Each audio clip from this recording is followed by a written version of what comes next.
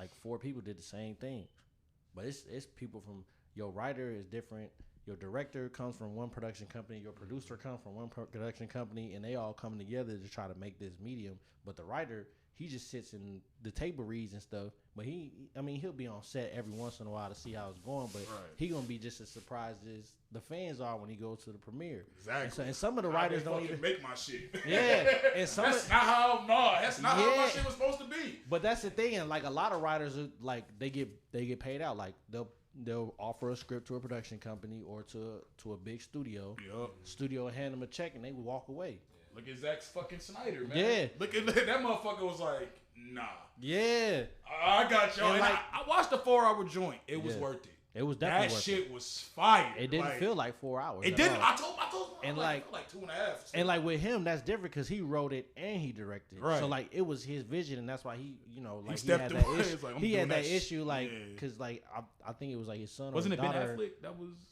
Well, Ben Affleck was producing it. He was producing on it. Yeah, Okay. but like Zack Snyder, I guess he had either his son or his daughter had committed suicide while they was filming Justice League. That's why he stepped away. Oh. And like this crazy how studios be, bro, because they just like oh yeah,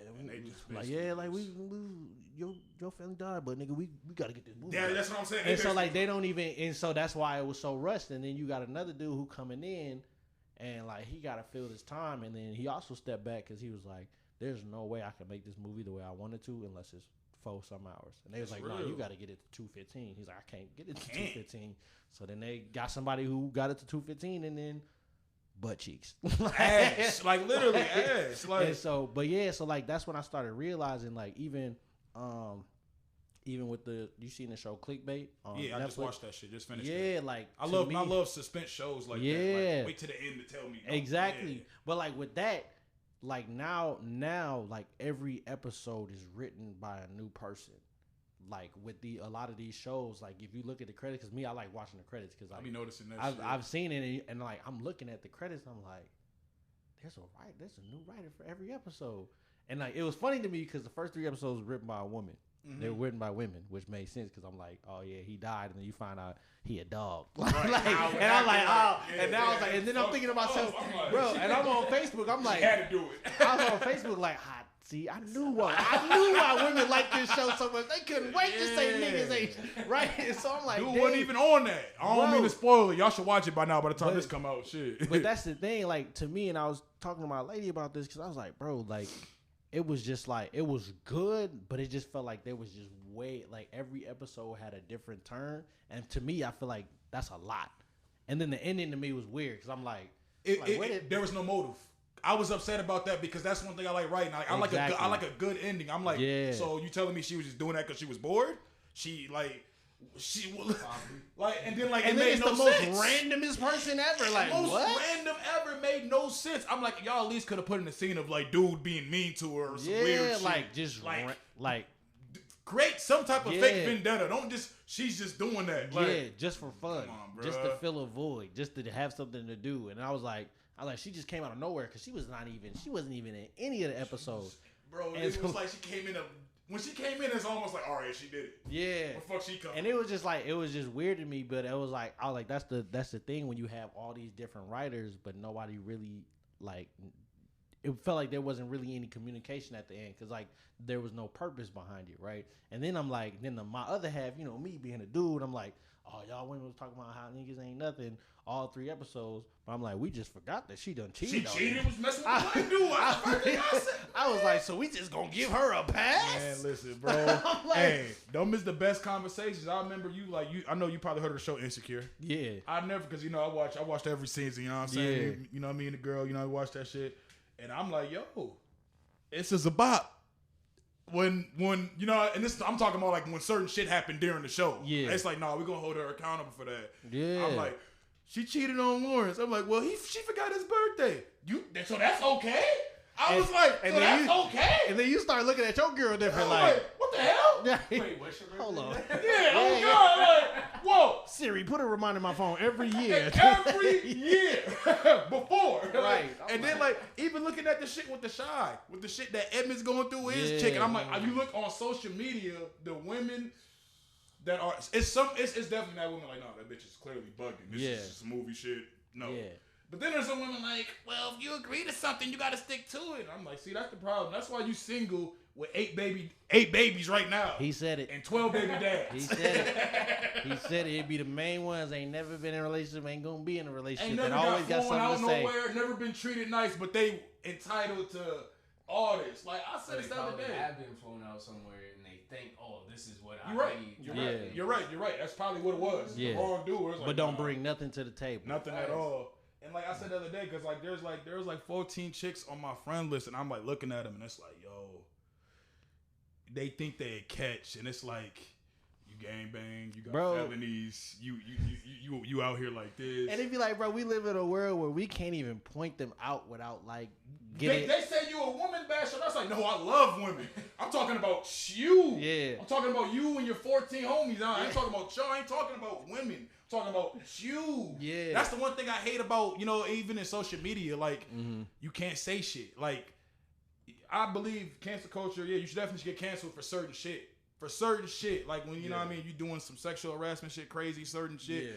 But you shouldn't get canceled. Telling somebody about themselves shouldn't. Yeah, like are you just saying some shit that motherfucker, like, bro, look, Donald Trump run his presidency off saying nutty shit. Yeah. Now, if any black man say something, you know what I'm saying, remotely close to crazy, we gotta cancel him. He's problematic. Yeah. Oh, he's talking hate speech, and it's like, nah, bro. It's like, luckily for me, like my lane of comedy is not in that area, but like a lot of comics are like they suffer from that because it's like comedy is like the last raw art form where you can literally get up there and talk your talk.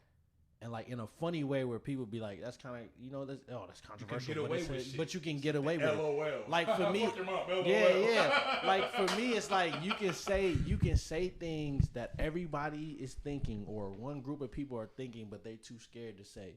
It's like the last form of like freedom of speech. You know what I'm saying? I agree. And so for me, when I tell people, I'm like, I might not agree with everything a comic says on the stage or whatever he does, but I'm like, I respect the fact that he has the freedom to say that. If I don't like it, I'm not going to the show.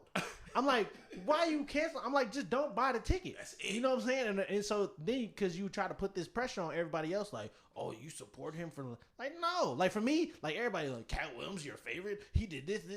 I'm like, nigga, I don't say nothing about what you do after work. People like to. People forget though. People forget it's a job. It's a job. And their job is entertainment. Exactly. So like anything you can say, like Donald Trump, he can say anything, and guess what? He's on every news. Exactly. Every news station. I was like, cancel that motherfucker. Yeah. After that White House shit, it was like after them white cops got killed, it was like, oh no, Donnie, you done crossed the line now. You crossed the line now, Donald. But that's the Twitter. He was like, all right, Twitter, help me out. Look, for real. But that's what I really be telling people. I'm like, bro, if somebody followed you around and saw everything you did after your job, you think you still have your job? No, nobody would. Like, come on, man. Like, you gotta remember, like, he just doing something that he loved that just so happens to inspire people. Now y'all care about every move that he making, everything that he say. Like, what? It's almost like they want to constantly remind you of it, so like the world don't forget about it. Like Kevin Hart, for example. Remember when him with the whole fucking the Oscar shit? Yeah. They wanted him to apologize for some shit he literally apologized on tape for already. Yeah. I feel him like, nah, y'all, but I'm not doing this with y'all. And y'all that's fuck the out crazy here. thing is like that was 10 years ago. 10 years ago, so I'm bro. like, if you look at, I already deleted all my stuff. Just in case. I already deleted everything. Be careful. They say like somebody, they say it's like a master Twitter that got everybody shit. Look. A master joint. Well, then I don't never want to be, I don't never want to be that. Well, no, because there's people who own people's MySpace data. Oh, yeah. Bro, you ever seen the Gray Hat? Have you ever seen the Gray Hat? No, I haven't. Watch that shit on Netflix, bro. But they was talking, even on Clickbait, they was talking about that. You can buy buy metadata or whatever. See, that shit's crazy because they talked about that. There was a documentary on Netflix that came out like in 2019-18. It's called The Gray Hat. Watch that. Yeah. No, I did see that. You saw that? Yeah. You saw how the girl was basically saying like how basically Trump and all and the Facebook dudes, she was selling their data type shit. That shit's real. The cookies and all that type of shit. But that's what I'm saying. Like, if y'all niggas got time to be looking up my stuff from 2011, Watch my new videos, Right, goddammit. right. Look at how I'm living now. Like, Right but now. that was my big thing. The biggest arguments I had with people about that Kevin Hart stuff. I was like, bro, I'm like, do you know how much you can grow in 10 years? Do you know how much you can learn? I'm like, bro, me 10 years ago, I would never do comedy in the church if they saw what I was doing 10 years ago. Like, I'm a clean comic, but like if they looked up 10 years, I wasn't saved 10 years ago. So I was like, I'm gangbanging, selling drugs, like I'm doing all types of stuff. And so I'm like, but like if you see, like everybody grows, bro. Everybody gets older. Everybody learns. Like, okay, that was childish stuff that I was doing back then. I've learned so much since that time. And like the fact that you hold somebody accountable. But it's not even that. It's the fact that you hold black entertainers I was just gonna say the accountable. Black ones, bro. Because I'm like, oh, we ain't saying nothing about the Charlie Sheens or the Harvey Weinstein. We keeping that under wraps, right? So I'm like, we ain't talking about that. What's the dude name? Dude that married his own daughter, bro. What's Woody Allen? What's his name? I think that was his name, bro. This dude adopted his daughter like in the 80s or 70s. They're married now. It's the weirdest shit I've ever seen, bro. I ain't gonna lie to you. That's why I don't mess with it's white all entertainers. crazy I don't mess with white entertainers, bro. Like people be like, "What's your favorite? Who your favorite white?" Jim comic? Carrey, only one. Man, Jim Carrey Carrey, and Gary Owens. Adam Sandler gets a pass. But I'll be honest with you, bro. I don't relate to white and that's stand my up. thing. Like stand up is different. Stand up is like a personal thing. Like one, you know who's a funny like underground. He's not white, but he's like underground to me. Like Hannibal. I fuck with Hannibal Buress. Hannibal Buress. That motherfucker is speaking of fucking Bill Cosby. He's the one that brought all that shit. Like people like him, Hannibal. I even like Laurel before he was like, you know what I'm saying. But his stand up is fucking. Oh yeah, I still like. My thing is just like there's certain comics that I can. And how I want to be is they can paint a picture without you even having to see their face. Right. And that's why Cat Williams is my favorite. Like when I drive back and forth to Chicago to like visit family or work on stuff because my manager lives out there, like I listen to they stand up like through Spotify. And so like because Spotify, people don't really know, Spotify has a lot of specials on there. So I be listening to it and like I be weak, bro. Like in Lil Rel's Irrelevant stand up is one of those where I can listen to and I'm just like, yo, this is hilarious because he was like, when he's talking about old black people be racist, bro. Like, that's literally my grandma, bro. He was like, he said something about how his granddad told him to go get him a Polish sausage, but he was like, he be overemphasizing the word nigga. Like, he's like, go get me a Polish sausage and make sure it don't drip, nigga. And like, that's like my favorite joke of all time. But it's like. Those people like that is it's like when you can paint a picture without even having to, like you can see their face in your mind. That's like it play out their story. That's the type of stuff that'll live forever. Hart's great, bro. Them fucking stories about his dad, and bro, his dad, the kids, the ostrich. Yeah, like I made an executive decision. She had to go. Yeah. I'm like, oh shit. And that's the stuff where you be like, yo, this is fire.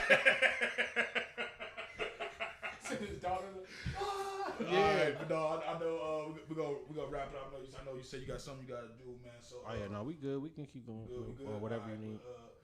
Yeah, man. Staying on that note, what's your favorite top 5 movie directors? And I'll be honest, I'm one of them dudes because I'm honest. I say white and black. I do that. Yeah. I tell people I did that one time. One of my white buddies tried to. Well, why do you have to always do? Yeah. No, bro, that's what we gonna do. We're not gonna compare. I'm not gonna compare Tom Hanks to Morgan Freeman, even though they're kind of comparable if you look at it like that. Yeah. You know what I'm saying? Though, but it's like nah. But that's the thing. A lot of people don't even know like a lot of black directors. You know what I'm saying? Like, and so, but for me, I'm in the film world, so I know a decent amount. But I would say, to be honest, my number one is. It's either Michael Bay or Guy Ritchie. I like Guy Ritchie a lot. I don't know if you've seen any. So he does the movies like. Have you seen Wrath of Man?